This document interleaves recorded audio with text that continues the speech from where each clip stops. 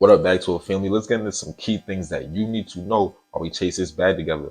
First up is Kanye West and how his anti-Semitic comments have cost him an entire empire. And this is coming from someone who was a Kanye fan growing up. This is very painful to witness. Kanye went on different shows saying offensive things towards Jewish people. He also went on to a show called Drink Champs where he made an offensive statement towards George Floyd, claiming that George Floyd died from fentanyl instead of having a police officer's knee on his neck for 9 minutes. Those comments are extremely impactful and extremely damaging. So George Floyd's family came out to sue Kanye, and we're going to see how that story develops over the upcoming weeks. Now, Kanye is very full of himself, everybody. He was quoted saying, "The thing about Adidas is I can say anti-Semitic things and Adidas can't drop me." Guess what? Adidas dropped them. Adidas came back out to say, "We're going to end production of Yeezy branded products and stop all payments to Ye and his company." Adidas does not tolerate anti-Semitism and any other sort of hate speech. Ye's recent comments and actions have been unacceptable, hateful, and dangerous. So Kanye's losing a lot of money by losing Adidas. Forbes estimates that $1.5 billion of Kanye's net worth comes from that Adidas deal.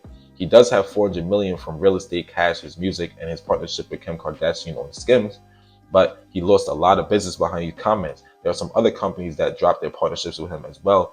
For example, JP Morgan and Chase, Balenciaga, CAA, and MRC. Gap as well. Gap is removing all Yeezy branded products from their shelves and their stores. So free speech has destroyed Kanye's empire right now. And someone who's working on this whole free speech, fiasco is Elon Musk. So let's get into what Elon is doing right now. Elon Musk has finally taken over Twitter, and I don't even know if that's a good or bad thing because he leaves little to no direction on where he wants to take the company. What we do know is Elon wants to hire a content moderation council to help him make decisions. Decisions he already made was to fire CEO Parag Agrawal as well as many other top executives at Twitter. And there are rumors that Elon wants to fire 75% of Twitter's workforce, which would be extremely devastating, as you can imagine. But not only are employees uneasy, but so are advertisers and so are users. Because recently we've seen a lot of hateful speech enter Twitter's network all over again, like anti-Semitic comments, homophobic comments, and racist comments, because Elon's someone who advocates for free speech. And it's rumored that he might want to let in people who were previously banned, such as Donald Trump or Kanye West. So there's a lot to be seen on that end of Twitter. But there's also a lot to be seen on the financial side of Twitter, because about 90% of Twitter's revenue comes from advertising, but it's far from being the biggest digital advertising platform. Google, Meta, and Amazon account for about 75% of digital ads. Twitter only accounts for about 1%, according to stats from 2022. So what is Elon going to do about that? Because he paid a lot of money for this company, overpaid for it, to be honest. So now we got to see how he's going to make money back. Now, aside from Elon and Twitter, I want everybody to keep their eyes on the FOMC meeting this Wednesday, because they're going to tell us their plans for interest rate hikes. And if they show to want to continue to increase interest rates, you should see some bloodshed in the stock market. But if they show that they're about to maybe start to slow down a little bit, you should see some green in the stock market. So I want everybody to keep their eyes on that. Newski, what you got for them, bro? All right, guys, so Rel just broke down what's happening in Twitter and what's going on with Kanye West, but I want to talk about what's happening with big tech and real estate, because both of these sectors are struggling, bro. So first, let's talk about big tech, right? You see companies like Google, Microsoft, Meta, Amazon, Apple, all doing terrible in the markets. And it's not because these companies stink. That's not the case. It's because of weak expectations that their CEOs are projecting for the upcoming quarters. That's how this whole thing works, right? And because of those weak expectations, you saw the stock prices taking a hit. Google went down 9% and they had their slowest revenue growth since 2013.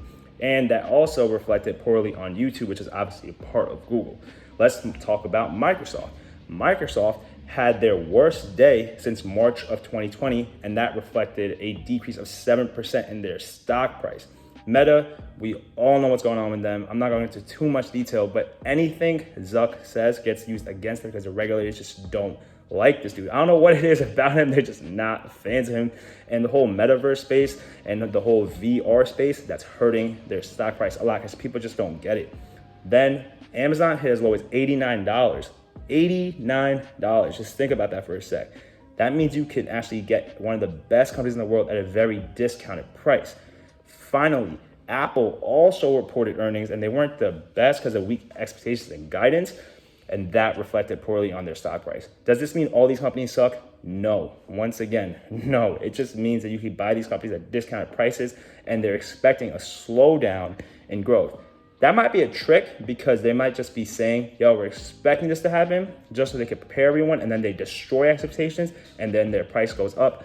I don't know. That's just a theory, but something to think about.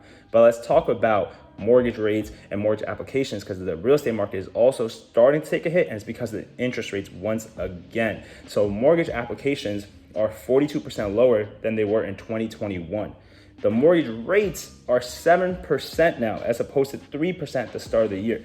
Obviously, that matters a lot because now you can't buy a price of a home that you used to buy at the start of the year because of the rate is a 4% difference. We've explained this to you guys before. That's not small whatsoever. Obviously, since the rate is higher, that means demand is lower. But it is at the lowest point since 1997. That is insane. You guys have to pay attention to this trend because this is what's going to allow you to take advantage of the markets. And that's exactly why we provide you with all the news and updates at Bag Talk Show. All right, so make sure if you like this type of content, you are liking, commenting, and subscribing to the channel. Plus hitting that little notification bell because we drop 2 videos a week and you do not want to miss them. Make sure you check out the episode that we have coming out on Wednesday because we're talking about real estate with Rod. That is part 3 of the interview. So please, please, please make sure you check that out because it's going to be gems dropped in that episode. But we're going to catch you then. Until then, peace. Soundstripe.